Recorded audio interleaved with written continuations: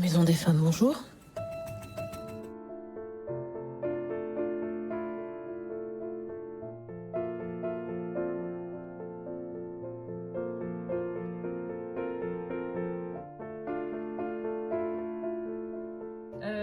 Eh bien, j'ai entendu parler de la Maison des femmes en écoutant la radio, parce que j'écoute beaucoup la radio chez moi, et c'était une interview de Rada Hatem, donc la fondatrice de la Maison des femmes de Saint-Denis, qui expliquait comment elle était parvenue à faire sortir cette maison de terre, et puis comment elle y travaillait avec ses équipes de manière pluridisciplinaire pour que les femmes victimes de violences aient dans un endroit unique tout ce dont elles pouvaient avoir besoin pour se reconstruire, et je me suis dit que c'était une initiative incroyable.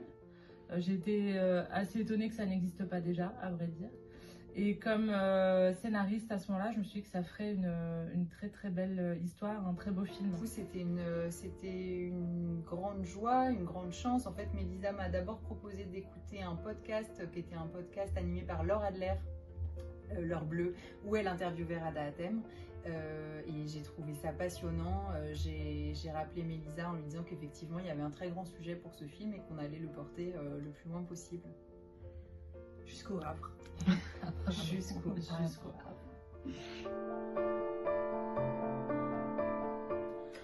Alors j'ai lu le scénario comme ça, vraiment tout de suite après l'avoir reçu d'une traite, et j'étais épatée.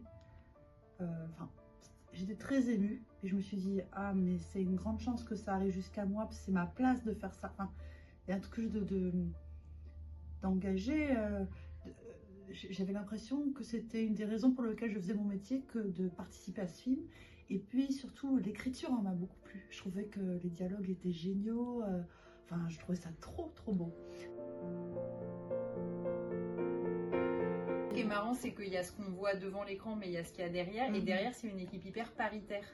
Donc en fait, le chef opérateur est un homme, la chef déco est une femme, le premier assistant est un homme, la chef costumière est une femme. Enfin, c'était vraiment très réparti, et c'était très beau justement de voir une équipe paritaire soutenir ce film-là. Et en fait, c'est ce qu'on répondait l'autre jour en salle à un monsieur qui parlait de la place des hommes. Et en fait, on lui disait juste, nous, on est des femmes, donc on a été habituées toute notre vie à voir Batman, L'Homme au masque de fer, Le Comte de Monte Cristo, blablabla. Et on a regardé des films avec des hommes avec grand entrain. Et là, en fait, on propose juste de plus montrer un film avec des héroïnes. Voilà, c'est ça qui est à l'image, et c'est intéressant. Et puis il y a quelque chose qui était très beau sur le plateau, c'est qu'on sentait que tout le monde était très engagé de faire ce film. On n'en parlait pas trop entre nous, mais on sentait qu'il y avait quelque chose de très profond. Et notamment chez les garçons, enfin chez les filles et chez les garçons. Je pense à Jean-Charles, à Pierre. Le personnage de Pierre Deladonchamp, il a même une phrase à un moment que je vais laisser Mélisa vous citer. Il dit c'est important que moi aussi en tant qu'homme je puisse vous dire que ce qui s'est passé n'est pas normal. Et c'est cette phrase au montage, elle est à chaque fois arrivée de plus en plus tôt dans le film. On l'a déplacée au fur et à mesure. Et oui, nous on pense que c'est important que les hommes aussi s'emparent de ces questions, et que c'est important pour les femmes de pouvoir entendre des hommes dire je suis pas d'accord avec ce qui se passe. Je trouve que ce film, c'est aussi un hymne à la diversité de la féminité. Comme la Maison des femmes. Ouais, comme la Maison des femmes. Ouais.